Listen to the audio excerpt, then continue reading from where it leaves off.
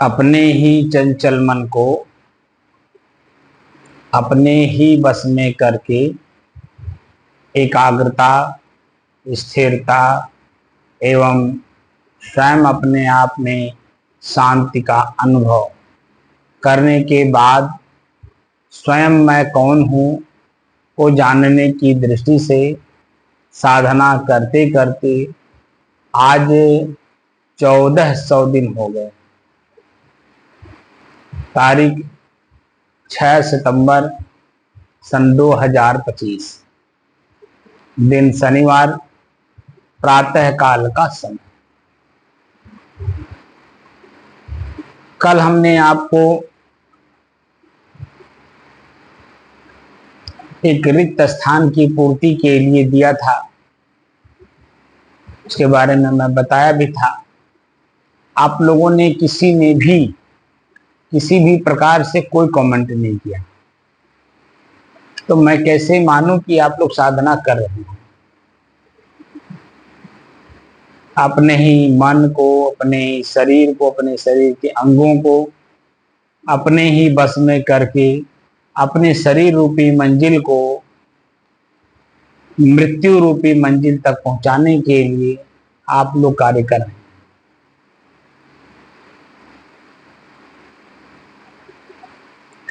ये मेरा ही शरीर मेरे बस में नहीं है।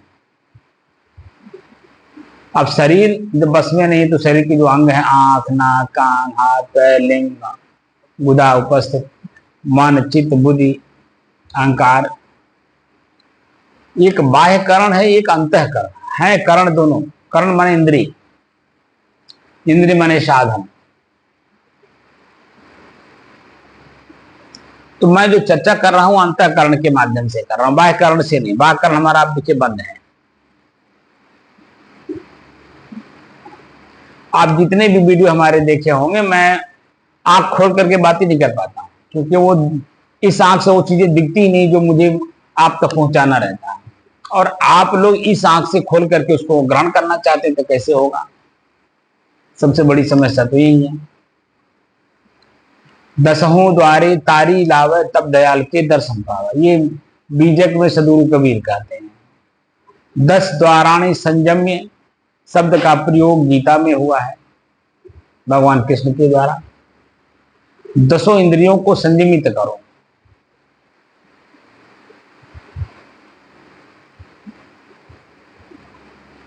और संयमित वही कर सकता है जिसके अंदर में तीव्र इच्छा है। किसकी? मोक्ष की। आज तो आए नहीं है, लेकिन रोज जो मेरे साथ साधना करने बैठते हैं, चाहना तो है मोक्ष की, लेकिन जिज्ञासा नहीं है। जो जिज्ञासु होता है, श्रद्धावान लभते ज्ञानम तत्पर संजितेंद्रिया, जो श्रद्धा वाला होता है, सत्य को धारण करने वाला होता है, वही इस क्षेत्र में विजयी होता है।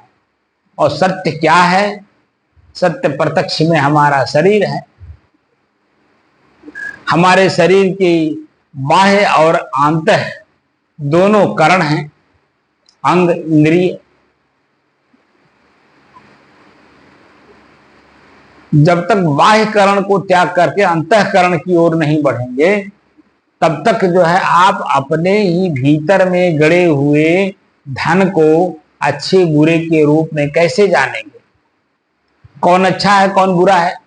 और मैं प्रयोग वर्तमान में किसका कर रहा हूं,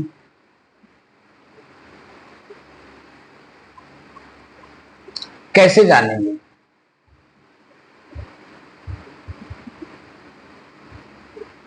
खाली दूर दूर बैठे बैठे ऐसे साधना करके यूट्यूब से, नेट से या कहीं से ऐसे आप कैसे कर लेंगे? यूट्यूब के माध्यम से कोई भी भोजन किसी के साथ भेज सकता है, तो सिर्फ फोटो भेजेगा ना भोजन का। भोजन साक्षात यूट्यूब से नहीं जा सकता, नेट से नहीं जा सकता, इंटरनेट से भोजन साक्षात उठ करके नहीं चला जाएगा, सिर्फ उसका फोटो जाएगा। तो क्या फोटो से आप तृप्त हो जाएंगे? ऐसे ही जो मैं साधना सिखा रहा हूं यूट्यूब पे बोल करके और स्थिति को दिखा करके मैं यूट्यूब पर अपलोड कर दे रहा हूं, तो क्या उससे आप संतुष्ट हो जाएंगे? क्या आप उससे संतुष्ट हैं? रिक्त के स्थान की पूर्ति के लिए जो आपको दिया गया था, उस रिक्त के स्थान की पूर्ति आपने कमेंट करके नहीं बताई कि क्या आपने लिखा।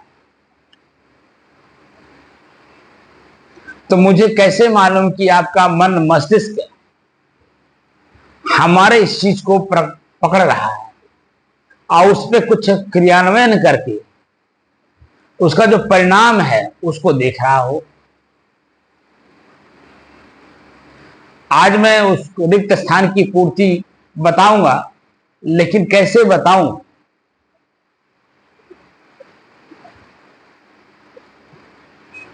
जब आप लिखते तो आप ही का जवाब आप ही के लिए मैं देता, तो आपके माध्यम से जितने भी साधक हमसे इसे जुड़े हुए हैं उन सब के तक पहुंच जाता। लेकिन आपने कोई कमेंट ही नहीं किया।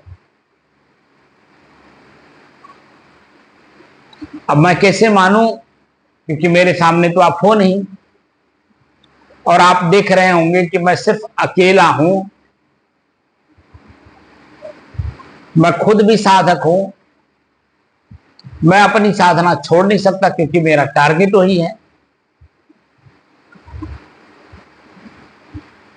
अब आपके अंदर में चाहना है और मेरे अंदर में भी चाहना होते हुए मैं काम कर रहा हूं उसी पे, तो मैं इसको छोड़ करके मैं आप तक कैसे आ सकता हूं।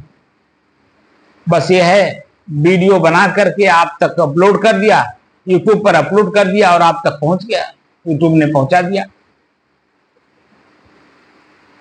कई बार कई बातों को मैंने बताया कि जब हम क्लास में प्रत्यक्ष मास्टर की बात को नहीं समझ पाते तो ऑनलाइन पढ़ करके हम मास्टर की बात को कितना समझ लेंगे। मैंने क्या कहा कि भोजन साक्षात आप यूट्यूब के माध्यम से जिसके पास भेजना चाहते हैं नहीं जाएगा, उसका सिर्फ फोटो जाता है, फोटो। तो फोटो का क्या महत्व है बताइए, है कोई महत्व? क्या फोटो को खा करके जन्म तृप्त हो जाएंगे? वह भी फोटो भी सिर्फ क्लिक है कैमरे में, कागज के रूप में फोटो नहीं मिलेगा। कागज तो फिर भी अगर कुछ खाओगे तो कुछ तो चबाओगे, कुछ का स्वाद तो कुछ तो मिलेगा। उसमें जो कलर लगे हुए हैं उनका जो सूक्ष्म रूप से जीभ पर या मांसपेशियों पर असर डालता है, उसका कुछ तो जन्म असर महसूस होगा। लेकिन जो यूट्यूब पर या फेसबुक पर या फोटो खींच करके जो आपको भेजा जा रहा है मैसेज के माध्यम से, तो क्या उसे आप चबा पाएंगे साक्षात? नहीं ना।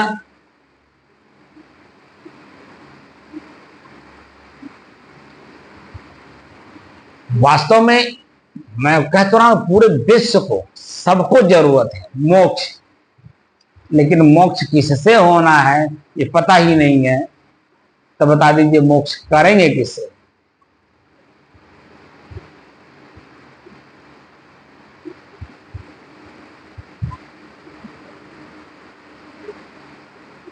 आप चलिए, अब चलिए प्रश्न करते हैं रिक्त स्थान की पूर्ति पर।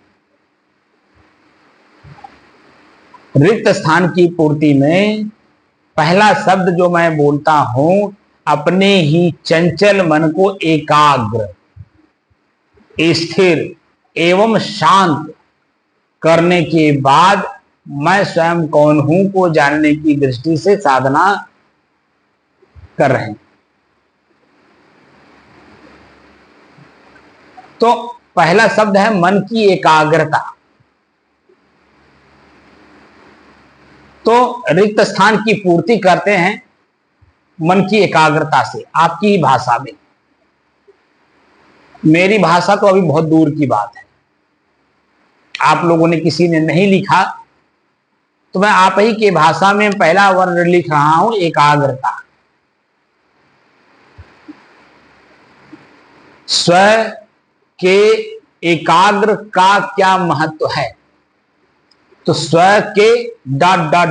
का महत्व क्या है, ये प्रश्न है कल का जो था। तो स्व के ... जो था, उस ... में हमने एकाग्र शब्द का प्रयोग कर दिया, एकाग्रता।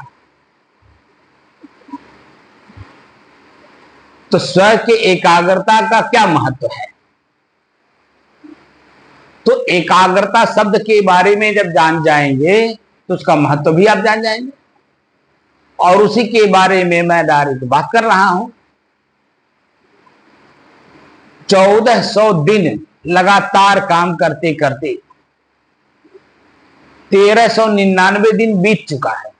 1400 जो दिन चल रहा है, 1400वां, उसमें हम लोग काम कर रहे हैं। तो काम करते समय का कोई महत्व नहीं रहता, काम कर चुके हैं उसका महत्व है।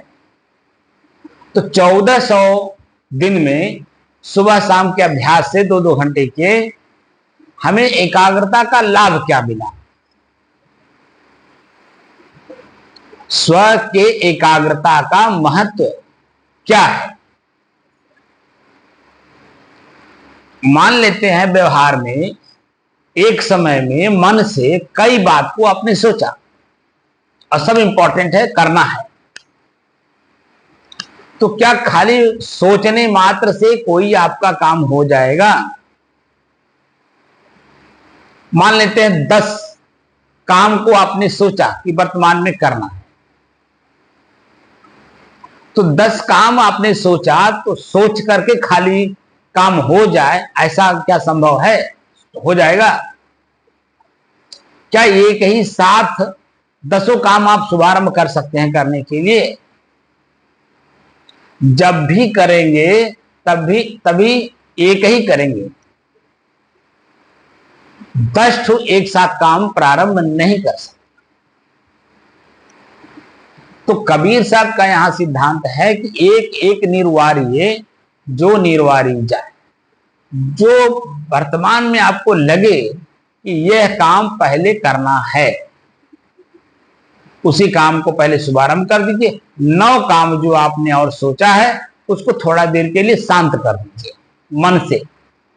मन में उसके बारे में ना सोचिए, ना बोलिए, ना करिए, तीनों बात।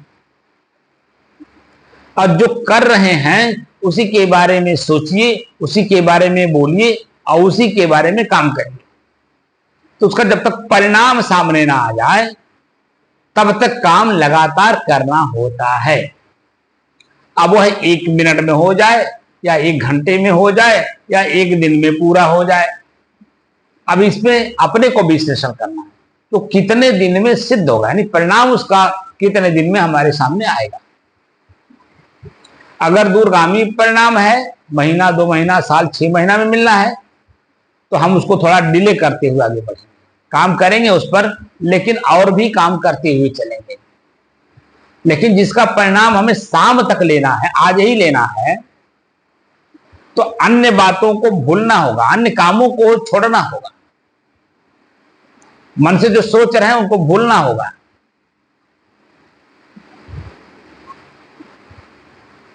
और जो और काम आज ही करना है उसको त्याग करना होगा। और जो वर्तमान में कर रहे हैं उसी के बारे में सोचना भी होगा, बोलना भी होगा, करना भी होगा, कराना भी होगा, जब तक उसका परिणाम ना आ जाए। इसको बोलते हैं एकाग्रता। एक धन अग्र, लास्ट में एक रह जाए, तो लास्ट में एक क्या रह जाता है? उस कर्म का परिणाम। तो परिणाम में जब हम आ जाते हैं तो हाँ, हमारा चित्त मन शांत हुआ, प्रसन्न हुआ, आनंदित हुआ, दुखी हुआ, पीड़ित हुआ, क्या हुआ? ये 3 चीजें हैं। शांत हुआ या प्रसन्न हुआ या दुखी हुआ। तो परिणाम में अगर मन शांत हो रहा है तो इसका मतलब है कि अब उस काम को दोबारा नहीं करना है। लेकिन अगर हम प्रसन्न हो रहे हैं तो उसी काम में व्यवधान कब आ जाएगा कुछ पता नहीं। जो प्रसन्नता है वो दुख में बदल जाएगा। तो हाँ, आपको सतर्क रहना होगा। सतर्कता, सावधानी, चेतना, ये 3 चीजें वहां आपको हमेशा लागू रखना पड़ेगा जब तक चित्त मन प्रसन्न है। शांत नहीं हुआ है, सिर्फ प्रसन्न है। और वही प्रसन्नता कब दुख में बदल जाएगा? 1 मिनट में बदलेगा कि 2 मिनट में बदलेगा कि 1 घंटे में बदलेगा कि 1 दिन में बदलेगा, कितने दिन में बदलेगा?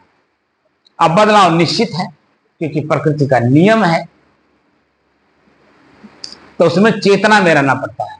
तो चेतना में रहने का मतलब हुआ अग्नि तत्व, और अग्नि तत्व का मतलब हुआ स्वयं जलना, दूसरे को जलाना। तो जब हम सतर्क हैं, सावधान हैं, तो मन से चिंतित भी है, और चिंता ही दुख का कारण है।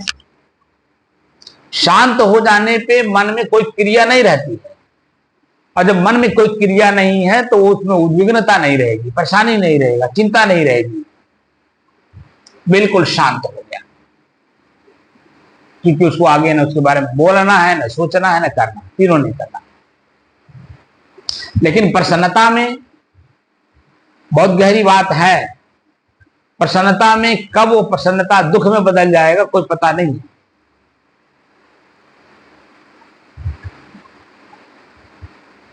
और दुख जो है उसमें मन, शरीर, इंद्रियां, शरीर, परिवार, समाज कितने प्रकार से दुखी हैं, कौन लोग दुखी हैं, किस रूप में दुखी हैं, क्या इसका आकलन कभी हम करते हैं?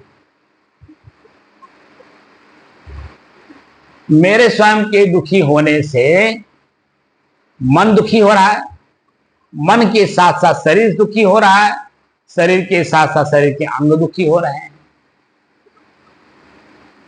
जब आप दुखी रहते हैं तो देखिए, प्यास लगे रहने के बाद भी आप जल्दी पानी नहीं पीते हैं, क्योंकि बहुत दुखी है। आपको सिर्फ आपके सामने दुख दिखाई देता है, प्यास दिखाई नहीं देता। भूख लगा है, भोजन की जरूरत है, आप दुखी हैं, भूख में भी प्रियता नहीं रह जाती। आपके सामने लाके रख भी दिया जाए, आप करने भी बैठे तो बार बार पंच करेगा उसी दुख रूपी प्रश्न पर मन। तो जो मन है बार बार उसी पे सोचेगा तो भोजन कैसे करेगा?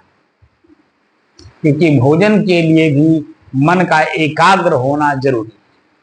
जब एकाग्र मन से आप भोजन करेंगे तो जो भोजन करने की शैली है उस शैली में भोजन करेंगे।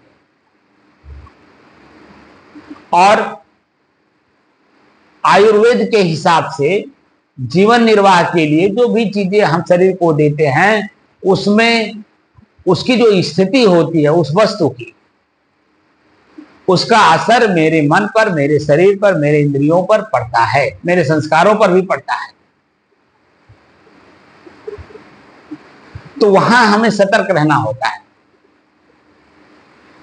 तो जब आपका मन एकाग्र है तो एक धन अग्र, उसका परिणाम आप जो देखते हैं वो परिणाम एक धन अग्र है। परिणाम क्या आ रहा है? तो जब वर्तमान में आप रहेंगे तभी एकाग्रता का महत्व भी समझ पाएंगे, और जब तक वर्तमान में आप नहीं हैं तब तक एकाग्रता का महत्व भी नहीं समझ पाएंगे। और वर्तमान में रहने के लिए मन की कल्पना, वासना, इच्छा, कामना का परित्याग करना होता है, और वर्तमान में हमेशा शांत चित्त रहना होता है, तभी उसका परिणाम दिखाई देता है। अन्यथा परिणाम सामने होते हुए भी वो दिखाई नहीं देता, क्योंकि मन चंचल है, परेशान और दुखी है, पश्चाताप और दुख में ग्रसित है, डूबा हुआ है पश्चाताप। तो पश्चाताप में रहने वाला व्यक्ति वर्तमान में रह ही नहीं सकता। वो जो पश्चाताप में डूब रहा है वो पास्ट, यानी जो भूत बीत चुका है उसके बारे में बार बार सोच रहा है मन। तो इसी को तो चंचलता कहते हैं। बार बार किसी विषय को लेकर के मन दोहराते रहना, उसी में चिंता बढ़ती है, और वो चिंता कब तनाव में बदल जाएगा, कब आपका ब्रेन हेमरेज हो जाएगा, कब आपके शरीर में हार्ट का प्रॉब्लम पैदा क्रिएट कर देगा, आपको, हमको, किसी को नहीं पता। इसीलिए एकाग्रता का लाभ तो यह है कि जब हम किसी काम को करते हैं तो बाकी काम को भूलते हैं, बाकी विचारों को भूलते हैं, बाकी लोगों को भूलते हैं, सब कुछ भूल करके सिर्फ एक काम करते हैं जब तक उसका परिणाम ना आ जाए। और जब परिणाम आ जाता है, अगर अच्छा आया है तो चित्त, मन, शरीर, इंद्रियां, शरीर के अंग सब प्रफुल्लित, प्रसन्नचित्त, आनंदित होते हैं, क्योंकि परिणाम सामने आ रहा है।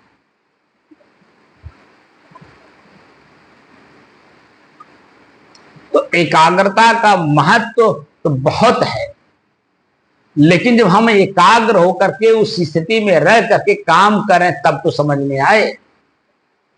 1400 दिन से लगातार मैं एक ही प्रश्न पर बात कर रहा हूं, जड़ और चेतन, प्रकृति और पुरुष, ईश्वर और भगवान। स्वयं मैं कौन हूं, मेरा शरीर क्या है,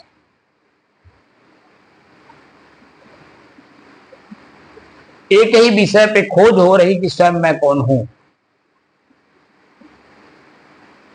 और इसी 1400 दिनों में लगभग 1400 से ज्यादा वीडियो अपलोड हमने कर दिया है। 1400 से ज्यादा इसलिए हो गया, किसी किसी दिन हमने 2-2 वीडियो अपलोड कर दिया है, सुबह शाम दोनों का। और किसी किसी दिन एक ही हुआ है और किसी किसी दिन हुआ ही नहीं है। तो कुल एवरेज मिला करके 1400 से ज्यादा वीडियो हमारी अपलोड है। तो मतलब है एक दिन में एक वीडियो हमारा अपलोड है एवरेज के हिसाब से। और सभी वीडियो में मैं सिर्फ एक ही बात कर रहा हूं कि स्वयं कौन हूं।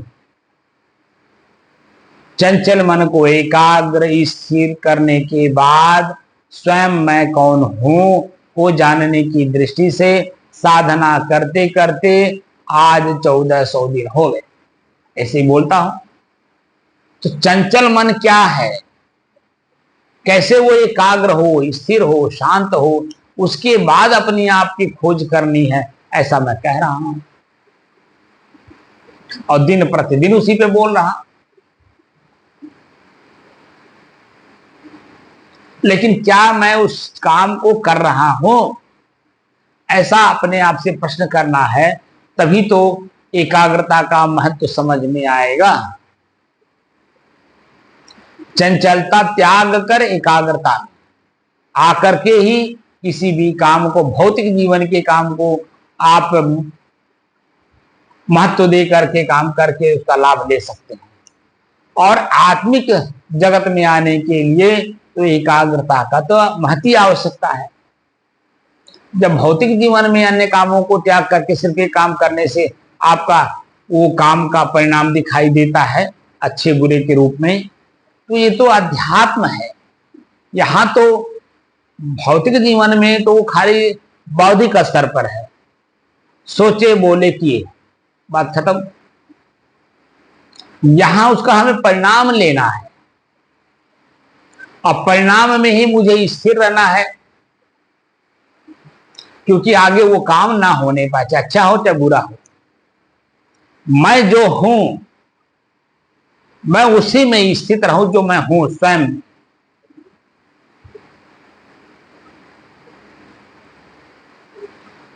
तो एकाग्रता का मतलब एक एक निर्वार्य जो निर्वारी जाए, दो मुख का बोलना घना तमाचा खाए। एक ही दिन में आप बिजनेस भी कर लें और खेती भी कर लें, क्या संभव है? दिन भर की बात हो रही।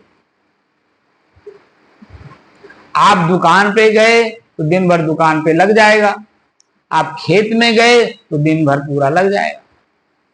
तो फिर आप दोनों काम एक साथ कैसे कर पाएंगे? ऐसे ही हम भौतिक संसाधनों को भी इकट्ठा कर लें, उसका आनंद भी ले लें और दुख भी ना हो। जिस किसी भी चीज का बाहरी आपने लक्ष्य बनाया, उसका परिणाम तो आपने देखा नहीं है, इसलिए उस काम को इतना बखान करते हैं, बहुत बड़ा इश्यू बना करके। जो कि जब उसको आपने अपने जीवन में धारण कर लिया तो वही कांटा बन जाता है, चुभता है, परेशान करता है। जैसे उदाहरण के रूप में ले लीजिए, मेरे अंदर में तो इच्छा नहीं है, लेकिन आपको बता रहा हूं कि जितने लोगों ने इन इच्छाओं को प्रकट किया अपने अंदर में, जैसे कार मैंने अपने जीवन में संकल्प किया कि मुझे कार लेना है। अब कार जब तक घर में ना आ जाए जिस किसी भी कारण से, तब तक मुझे चैन नहीं आएगा, क्योंकि वो बाहर का लक्ष्य हमने बना लिया कार प्राप्त करना। तो कार कैसे आया, कितना मेहनत करना पड़ा, कितना दिन के बाद आया, इच्छा आज हमने किया, और कितना दिन के बाद मेरे घर में आएगा, मेरे आश्रम में आएगा, ये मुझे खुद को नहीं पता। खाली हमने इच्छा कर लिया, और वह इच्छा सिर्फ दूसरे के लिए किया, दूसरे के कहने पे किया, अपने स्वतः के विचार से नहीं किया।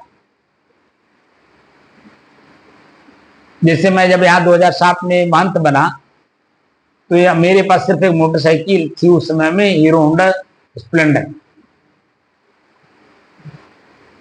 Splendor plus. तो मैं यहाँ महंत नियुक्त कर दिया गया और मैं मोटरसाइकिल से चल रहा हूं। तो जो हमारे शागिर्द में यहाँ के भक्त लोग हैं उन लोगों ने कहा, साहेब, और मैं महंतों को देखता हूं तो मुझे बड़ा कष्ट होता है जब आपके बारे में सोचता हूं। और लोग तो कार से चलते हैं, एसी चला के चलते हैं और 4 ठो गनर लेकर के चलते हैं, भावकाल बना के चलते हैं। आप ऐसा क्यों नहीं कर रहे हैं? और वो जहां जाते हैं तहां उनकी बड़ी आरती पूजा होती है, भव्य रूप होता है। आपका ऐसा क्यों नहीं हो रहा है? मैंने किसी की भी बात का कोई जवाब नहीं दिया। एक आदमी ने मेरे पर जिद कर लिया, नहीं आपको लेना ही लेना है। तो हमने कहा, भैया मैं स्वयं एक निहंग साधु, निहंग बनने आया हूं, निहंग था नहीं। और मैं एक लक्ष्य लेकर के आया हूं, मुझे जानना है कि आखिर मैं हूं कौन। अब घर छोड़ दिया हूं, आमदनी मेरे पास कुछ है नहीं, ना मेरे घर की पैतृक संपत्ति मेरे साथ है, ना ही पैतृक संपत्ति के माध्यम से कोई हमारा खेती है, बिजनेस है या नौकरी है। आय का कोई मेरे पास स्रोत नहीं है। और ये जो धन संपत्तियां मठ की है, ये मेरी है नहीं, ये तो पब्लिक की है, समाज की है। तो समाज के धन पर मैं बैठ करके राजा बनूं और उसमें एसी कार से चलूं, अपने शरीर को सुख सुविधाओं में मैं जोड़ूं, ये तो मूर्खता ही नहीं, महामूर्खता है। जब इतनी बात मैं जान रहा हूं तो क्या मैं ऐसा काम करूं? और उसका परिणाम आपने अन्य लोगों को देखा? जो लोग पब्लिक प्रॉपर्टी पे अपने आप को राजा बन करके घूम रहे हैं, उन लोगों को कभी देखा आपने भीतर से? कितने सुखी हैं, कितने शांत हैं, कितने एकाग्र हैं।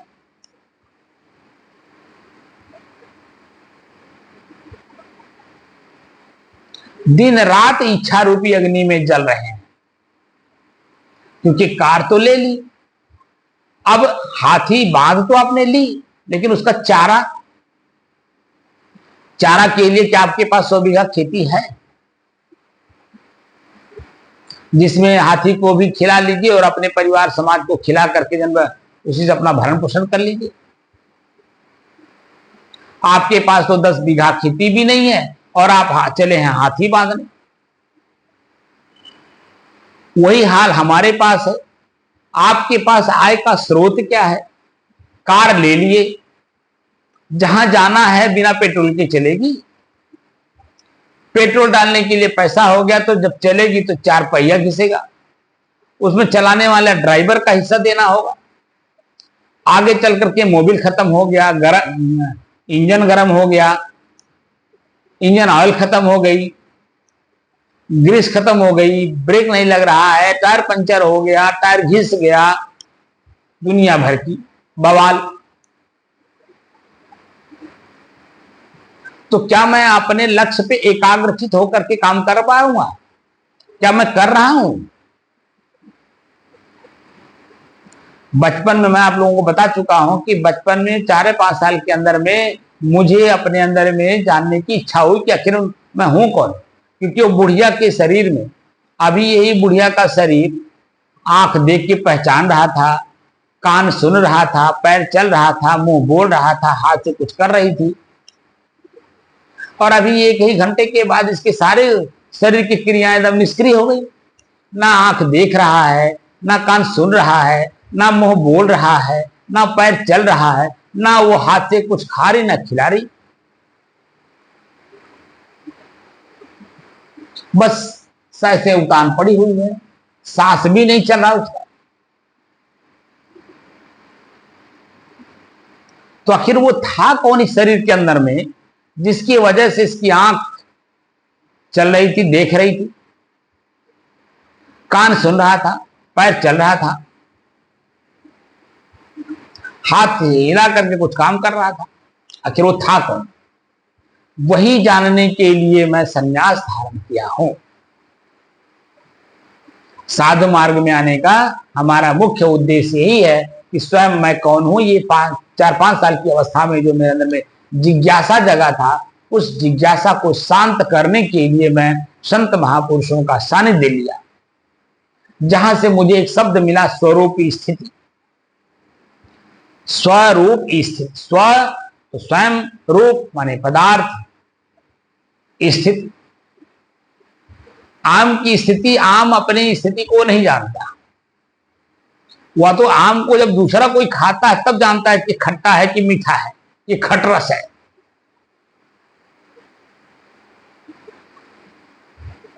खाने वाले को पता चलता है। इसी तरह से मेरी जो स्वयं की स्थिति है, हमें खुद नहीं पता चलता है कि मैं अपनी स्थिति में हूं। वह तो बाद में जब उस स्थिति से ऊपर उठ जाते हैं, ऊपर क्या मतलब नीचे आ जाते हैं मन की स्थिति में, तो मन बताता है कि आज आपकी स्थिति कैसी थी। जिस समय मैं अपने उसी स्थिति में रहता हूं, हमारा मन वहां रहता नहीं है, इसीलिए वहां वो कुछ बोल नहीं पाता। क्योंकि जब मन रहेगा तो स्थिति नहीं रहेगी, और स्थिति रहेगी तो मन नहीं रहेगा, दोनों बात है। तो मुझे अपने आप को जानना है, तो बिना एकाग्रता के लाभ का कैसे आप अपने मंजिल की ओर बढ़ेंगे। अगर ये एक जो काम आप कर रहे हो या हम कर रहे थे साधु जीवन में आने से पहले, उसी से अगर मुझे अपने आप का बोध हो गया होता, शरीर का बोध होता है, शरीर में जो क्रियाएं होती हैं, जो महसूस होता है, उसका अनुभव तो होता है, लेकिन अनुभवकर्ता का अनुभवकर्ता के रूप में अनुभव नहीं होता है कि मैं यही हूं। जो कुछ करता हूं उस कर्म का परिणाम देखता हूं तो समझता हूं मैंने किया और उसका परिणाम ये आया, तो उसको बदलने की कोशिश करते हैं। लेकिन जो कर्म कर रहा है, वो कर्म करते समय कर्म करता अपने आप को नहीं जानता कि मैं कौन हूं, कौन कर रहा है। जो क्रिया हो रही है, जो मैं बोल रहा हूं, ये मैं समझ रहा हूं, मैं बोल रहा हूं, लेकिन मैं कहां बोल रहा हूं जब मैं अपने आप में स्थिर हूं, शांत हूं, एक रस हूं, शुद्ध हूं। जब मैं खुद स्थिर हूं तो मेरी स्थिति, स्थिर स्थिति में चंचलता कहां से आ गई। ये जो आवाज है चंचलता में आता है, तो ये आवाज कहां से आई, कौन निकाला, क्या मैं निकाला जब मैं अपने आप में स्थिर हूं, या प्रकृति का अपना गुण है, अपने प्रकृति के गुण में आवाज निकल रहा है। तो किस प्रकृति का कौन सा गुण है,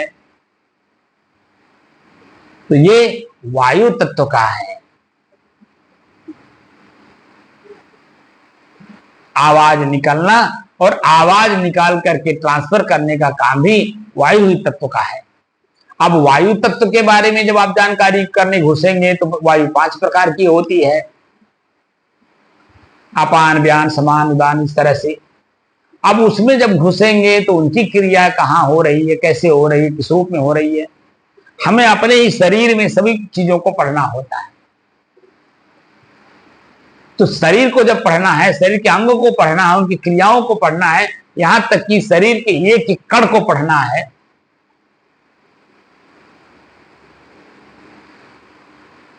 पढ़ने वाला स्वयं को नहीं पढ़ रहा बल्कि प्रकृति को पढ़ रहा है।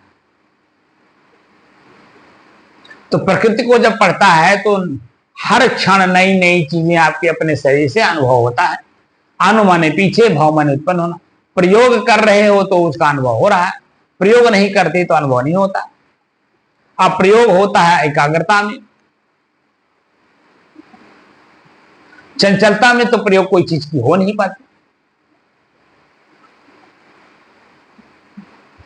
इसलिए एकाग्रता का तो इतना महत्व है कि अब आप समझ गए होंगे कि एकाग्रता की कितना महत्व है। ये पहला रिक्त स्थान की पूर्ति का शब्द है जिसमें हमने आपकी तरफ से लगाया, अपने तरफ से नहीं।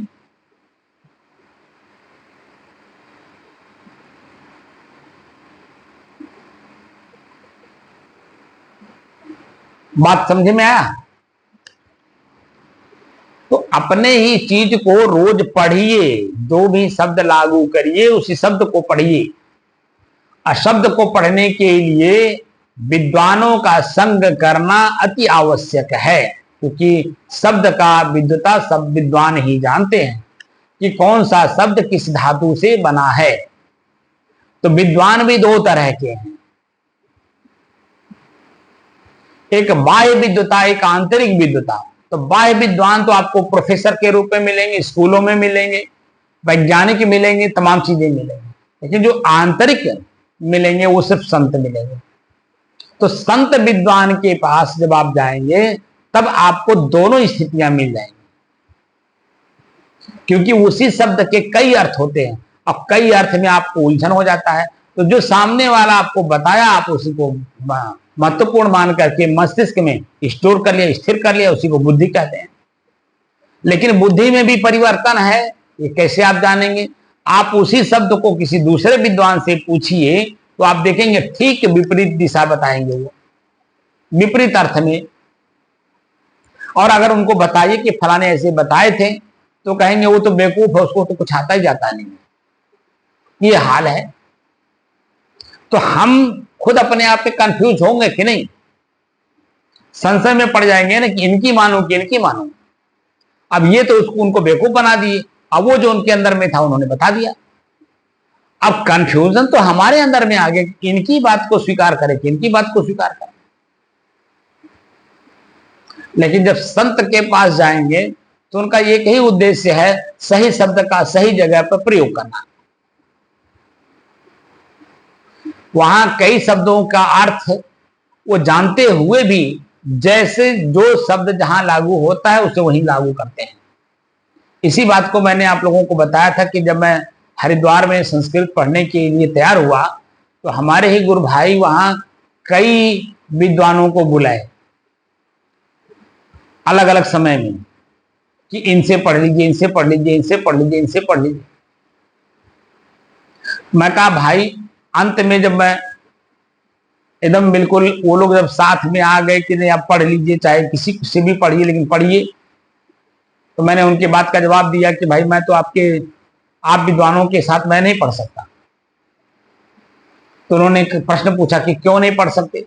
तो मैंने कहा कि मैं अगर क्यों प्रश्न का उत्तर दो हो सकता है आप लोगों को कष्ट हो जाए। तो मैंने देहाती भाषा में उन लोगों को समझाया, शुद्ध देहाती शब्द भाषा में।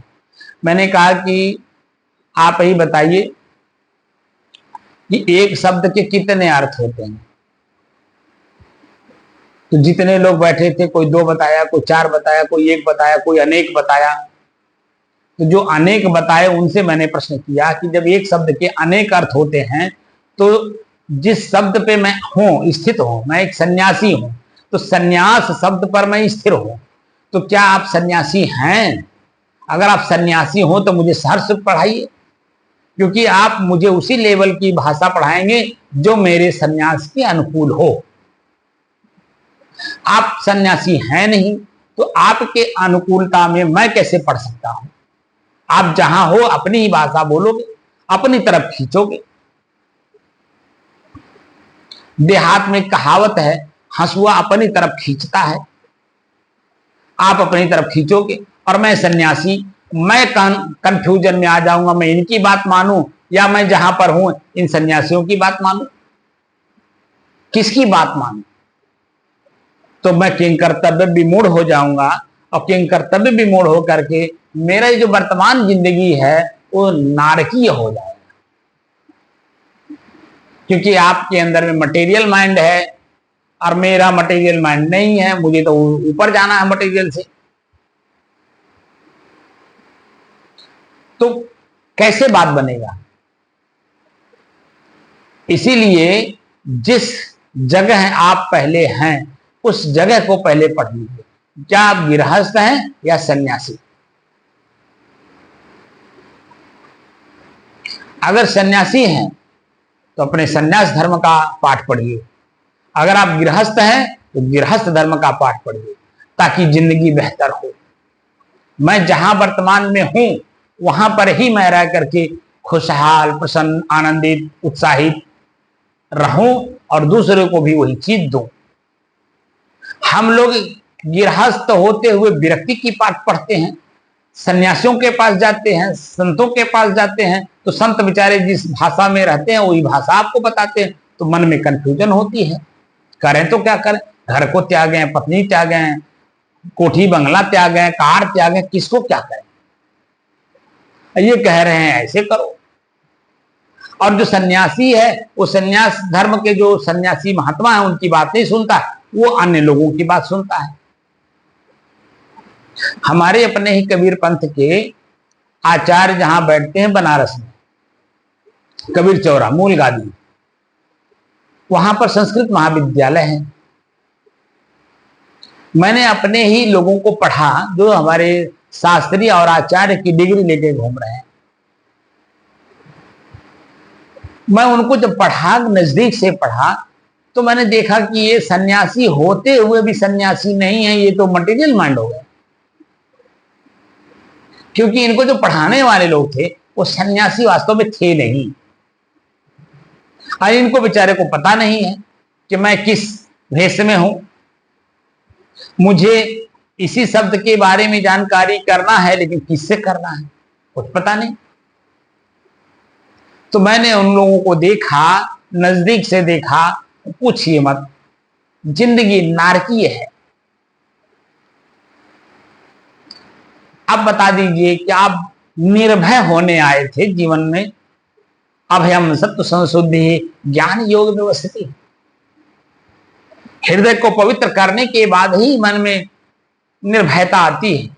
जब आपके अंदर में काम नहीं, क्रोध नहीं, लोभ नहीं, मोह नहीं, ईर्ष्या नहीं, जलन नहीं, प्रसन्नताप नहीं, कामना नहीं, इच्छा नहीं, वासना नहीं, जब कुछ है ये नहीं है तो आप शुद्ध हैं और अपनी शुद्धता में स्थिर रहिए। यही हमारा पहचान है सन्यासी का। सन्यासी, सम्न्यासी।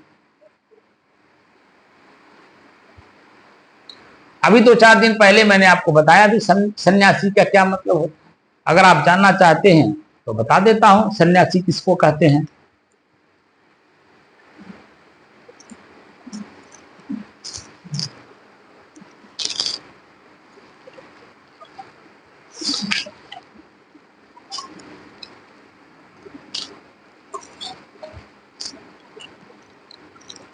प्रश्न है कि सन्यास शब्द किस धातु से बना है और इसका अर्थ क्या है। तो उत्तर है कि संन्यास शब्द संस्कृत के उपसर्ग सम, जिसका अर्थ होता है जो सबका, पूर्ण, साथ या एकत्र का भाव देता है, और धातु सम, अस, जिसका अर्थ होता है फेंकना, डालना, रखना या होना होता है। धातु अस से, जिसका अर्थ है बैठना या रखना होता है, से बना है, और इसका अर्थ है सब कुछ का परित्याग करना, सर्वस्व त्याग देना या पूर्ण रूप से सब कुछ नीचे रख देना। यह सनातन धर्म में जीवन के अंतिम आश्रम यानी स्तर का भी प्रतीक है, जहां व्यक्ति यानी साधक सांसारिक बंधनों को छोड़कर मोक्ष प्राप्ति के लिए ब्रह्म चिंतन में लीन रहता है, जिसका शाब्दिक अर्थ होता है, धातु अस के प्रयोग के आधार पर संन्यास का शाब्दिक अर्थ होता है सब कुछ नीचे रख देना, सभी प्रकार के कर्मों का परित्याग करना या पूर्ण रूप से सब कुछ छोड़ देना। सब कुछ त्याग कर परमानंद की स्थिति को प्राप्त करना या जीवन का उद्देश्य पूरी तरह से स्वरूप में लीन हो जाना है, जो साधक का या मनुष्य का जो साधक या मनुष्य इसे अपने आपके जीवन में धारण करे और सन्यासी कहा जाता है, उसे सन्यासी कहा जाता है। तो सन्यास और गृहस्थ धर्म दोनों अलग अलग हैं। तो अपने आप को पहले पढ़िए कि मैं किस जगह पर हूं। अगर गृहस्थ धर्म में हूं तो गृहस्थ धर्म का जहां नियमावली लिखा गया है उस नियमावली को पढ़िए और अपने जीवन को बेहतर बनाइए। अगर सन्यासी हैं तो सन्यास धर्म को पढ़िए और अपने जीवन को, जो आपका उद्देश्य है, बेहतर ही नहीं बल्कि मोक्ष प्राप्त करना, इस शरीर से सदैव के लिए दुखों से छूटना, उस लाइन में काम जब करेंगे तो आपको खुद दिखाई देगा क्या मैं अपने आप में, अपने आप के कर्मों से मुक्त हो रहा हूं या नहीं। अगर हो रहा हो तो एक एक करके आप अपने जीवन में धारण करिए। जैसे मान लीजिए आप सुरती खाते हैं, अपनी ही सुरती को त्यागिए, क्योंकि आपने ही आदत बनाया है, कोई दूसरा नहीं। तो सुरती त्याग करते समय कष्ट कितना होता है, क्योंकि वह आदत बन चुकी है और आदत ही आनंद का अनुभूति करा रही है। अब जब उसे छोड़ने में आप तत्पर हुए, क्योंकि आपने जब पढ़ा उसको, तो आप ही के सुरती खाने से मांसपेशियां, मुंह और आपका चेहरा कैसा होता है, मुंह से दुर्गंध निकलता है, और वह दुर्गंध कैसा होता है, जब खुद पढ़ने लगते हैं तो उससे घृणा होती है उसे सुरती खाने से, और जब सुरती छोड़ने लगते हैं तो पीड़ा कितना देता है, क्योंकि अपना घर बना लिया है।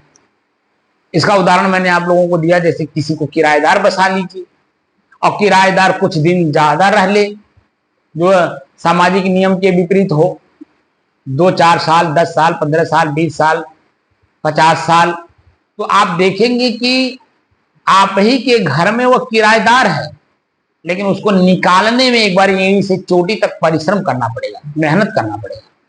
ऐसे ही सुरती आपने जो किराएदार बसा लिया, अब इसी किराएदार को निकालने के लिए आपको मेहनत करना होगा।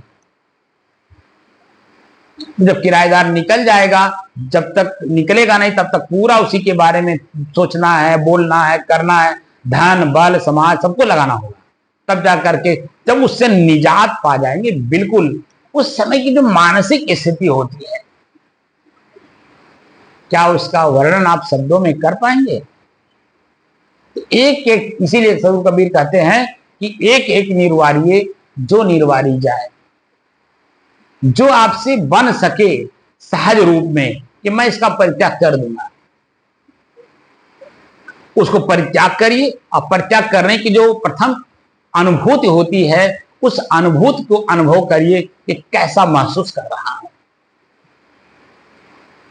अब वह जो महसूस हो रहा है, वह उसके बाद की स्थिति क्या बनती है, बिल्कुल वह अनुभूति भी खत्म हो जाती है, क्योंकि अब उसके बारे में न सोचना है, न बोलना है, न करना है। तो क्या मिला उसमें, पूर्ण रूपेण शांति, क्योंकि उसके बारे में न सोचना है, न बोलना है, न करना है। तो शांत हो गया कि नहीं हो गया। लेकिन जब तक उस स्थिति में न आ जाएं, तब तक काम करना पड़ता है। उसी के बारे में सोचना होता है, बोलना होता है, सुनना होता है, सुनाना होता है, करना होता है, कराना होता है, सारे काम करने होते हैं। अब वो पॉइंट टू पॉइंट चलता है, किसका बात सुनना है,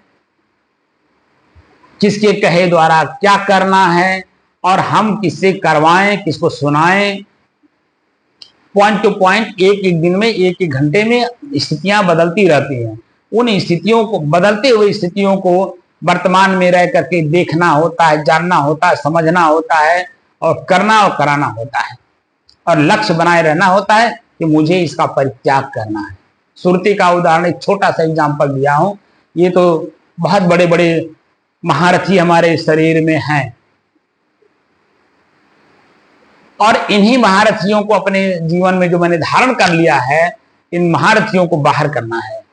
काम, क्रोध, लोभ, मोह, राग, द्वेष, ये सब मगरमच्छ हैं आप ही के अंदर में, और आप ही को खा रहे हैं।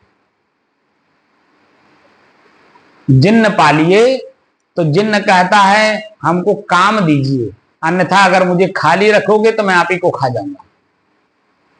तो मेरा मन जिन्न है, ये आप ही को खा रहा है, उसी वजह से आप पीड़ित हो।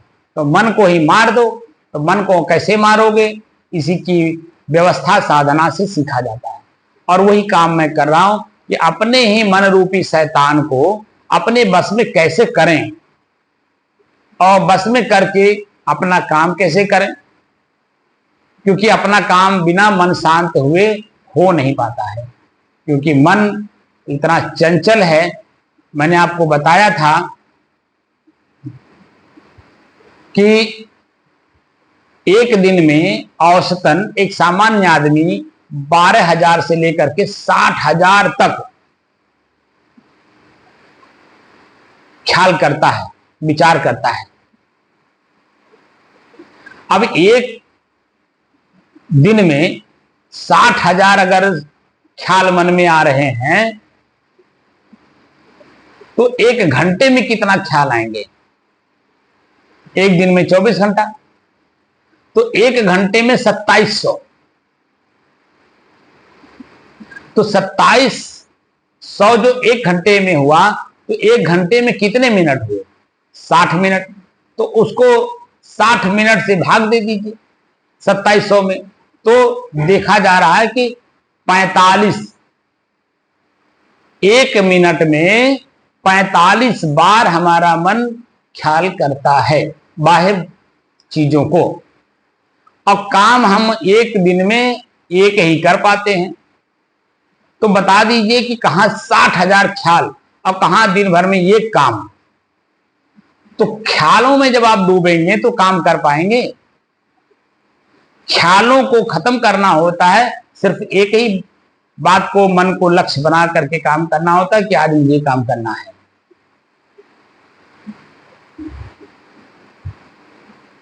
तो जब एक मिनट में 45 बार सोचेंगे तो बता दीजिए काम कितना करेंगे? काम होना दिन भर में एक है और दिन भर में ख्याल आएंगे 60,000। तो मैंने जब देखा कि एक मिनट में 45 बार हम लोग सोचते हैं, तो मैंने उसको डिवाइड किया 24 घंटे में कितना हुआ। तो जो 60,000 वैज्ञानिकों ने जो शोध करके दिया 60,000, और जब मैं उसको गुणा भाग किया तो देखा कि जो 64,800 आ रहा है। एक मिनट में अगर 45 बार हम सोचते हैं तो 24 घंटे में हमने देखा कि 64,800 बार आ रहा है। तो 4,800 कम हो गया, हम लोग तो खाली 60,000 थे। अब एक दिन में एक ही काम करना, जैसे मैं ध्यान कर रहा हूं, आप लोगों को सिर्फ एक बात पे चर्चा कर रहा हूं, रिक्त स्थान की पूर्ति। और रिक्त क्या है? स्व के ... का महत्व क्या है? तो जो स्व के ... है, उसमें हमें एक शब्द लिखना है और उसी शब्द पे चर्चा हो रही। तो मैंने उसमें आप ही लोगों के विचारों को मैंने रख दिया, एकाग्रता। स्व के एकाग्रता का महत्व क्या है, इसी पे चर्चा चल रही है। तो स्व के एकाग्रता का जो महत्व है वो खुद जब आप देखेंगे तब समझेंगे, मेरे बताने से नहीं समझेंगे, खुद करके देखिए। दिन भर में एक काम करिए और उसका महत्व देखिए क्या हो रहा। तो थ्योरी के साथ साथ जब प्रैक्टिकल करते हो तब पूरी बात अस्थायी रूप से समझ में आ जाता। तो बाकी जितने ख्याल होते हैं वो सूपा में जैसे पछोड़ते हैं ना, तो सार सार को गहरे थोथा दे उड़ा। साधु ऐसा चाहिए जैसा सुख सुभाए, सार सार को गहरे थोथा दे उड़ा। तो यहां पे सारे थोथा जितने 64,000 जो 800 विचार मन में आते हैं एक दिन में, वो सब 64,799 जितने भी विचार हैं सब पहिया की तरह उड़ जाएंगे। उसमें से जो एक विचार रह जाएगा जिसको पे आपको काम करना है, वह दिन भर तक आपको याद रहेगा। उसमें जो कमियां आ रही है उसको दूर करने का पूरा समय मिलेगा, और कमी दूर करके जो उसका परिणाम सामने आने वाला है या आ रहा है या आ गया है, वह एकदम हूबहू दिखाई देगा। लेकिन चंचल मन में, अब चंचल मन का उदाहरण आप ले लीजिए, एक कोई बर्तन ले लीजिए, उसमें पानी भर लीजिए और बर्तन को हिलाते रहिए, चाहे जैसे भी आप जोर जोर से हिलाएं, मध्यम चला हिलाएं या स्लो हिलाएं। अगर वो पानी हिलता रहेगा, उसमें आप अपना चेहरा देखने का कोशिश करिए, तो क्या हिलते हुए पानी में आप अपना चेहरा देख पाएंगे? तो उत्तर मिलेगा नहीं। जब तक बर्तन को स्थिर नहीं किया जाएगा, पानी स्थिर होगा नहीं और उसमें हम अपने चेहरे को देख नहीं पाएंगे। जब बर्तन स्थिर हो गया, पानी स्थिर हो गई, चेहरे को आपके चेहरे पे जो कुछ भी होगा उस पानी में स्पष्ट दिखेगा। यही हाल है। हमारा शरीर एक बर्तन है, मन इसमें पानी है। अब वो बर्तन हिल रहा है तो पानी भी हिल रहा है, पानी हिल रहा है तो बर्तन भी हिल रहा है। तो मैं अपने आप को कैसे देख पाऊंगा कि मैं यही हूं? इसलिए सबसे पहले काम करिए, चंचल मन को त्याग कर एकाग्र होइए। एकाग्रता में जो लाभ दिखाई दे, उसके बाद जो फिर रिक्त स्थान की पूर्ति में दूसरा शब्द जब लागू करूंगा तब उसके बारे में बताऊंगा। आज तो मैंने आपके शब्दों में एकाग्रता शब्द का प्रयोग किया हूं कि स्व के एकाग्रता का महत्व क्या है। तो जो एकाग्र होकर के अपने लक्ष्य पे काम कर रहे होंगे वह मेरी बात को फट से समझ जाएंगे, और जो चंचलता में अपना काम कर रहे होंगे, ये भी कर लें वो भी कर लें, इनसे भी मिल लें उनसे भी मिल लें, ये भी सोच लें वो भी सोच लें, ये भी पढ़ लें वो भी पढ़ लें, तो हो जाएंगे कि कर्तव्य विमूढ़ है, वो पड़ जाएंगे संशय में, और जो उसका परिणाम आना है वो आएगा चंचलता के कारण दुख, क्योंकि कोई भी काम आपने सुचारू रूप से किया नहीं। तो जहां पे जिसको छोड़े वो वहीं रह गया, और वह जो मैं बार बार आपको ख्याल कराएगा, इनसे मैं मिला तो, लेकिन अपनी पूरी बात नहीं कह पाया। अब वो क्या सोचेंगे? जितना सुने हैं उतने के बारे में वो सोचेंगे, उतने के बारे में बोलेंगे। अब मैं अपनी पूरी बात कह नहीं पाया, ये बार बार पंच करेगा आपके ही मन मस्तिष्क में, तो अन्य चीजों को कैसे सोचने देगा? तो इसलिए जो स्व की एकाग्रता का महत्व है उसे समझने का पूर्ण रूप से प्रयास करिए, और प्रयास करने के बाद उस एकाग्रता में स्थिर होइए। एक कोई लक्ष्य बना करके काम करिए। जैसे हमारे जो साधक हैं रामोतार जी, उनका लक्ष्य है मोक्ष, लेकिन मोक्ष पे काम ही नहीं कर रहे हैं, तो आप बता दीजिए मोक्ष कैसे उनको अनुभव होगा कि मोक्ष होता कैसा है?